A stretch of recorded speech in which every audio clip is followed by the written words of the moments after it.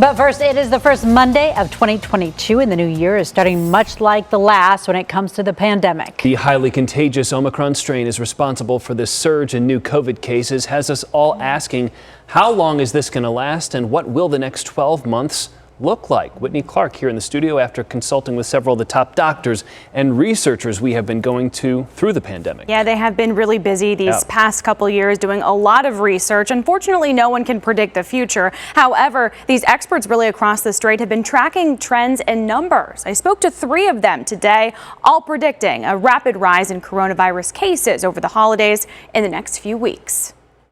At the TGen Labs in Flagstaff, researchers reporting as of last week the highly transmissible Omicron variant makes up around 60% of COVID-19 cases in Arizona. The Omicron tsunami is definitely hitting Arizona. We are increasing the prevalence of the virus. It is now really becoming the dominant virus in Arizona. So what's in store for Arizonans in the fight against COVID-19 this year? Experts say the next few weeks are key. I think it's going to be more likely the early part of the year that we have to worry about the most. I think the early part of the year, and especially right now, as Omicron starts to get through our community, and it's going very quickly. In the long term, there are a number of factors pointing to the fact that this will eventually become an endemic with cases that may be less severe. Not only because, so many people, have not yet been vaccinated and it's spreading quite a bit, but also because we now know that there are animal reservoirs, which means that this virus can transmit to animals and then probably back to people. So it's never going to go away completely. However, concern continues over those who are not vaccinated and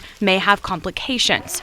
COVID aside, it's already a busy time of year in Valley hospitals. While studies suggest Omicron may produce milder symptoms in some, those fighting serious illness may have more of an uphill battle when it comes to treatment. We've burned through a lot of staff, a lot of frustrated. So you've got a potential shortage of staffers with an increase in patients. Those don't really line up. And so there's concern, not there yet, but there's concern that we're pushing things.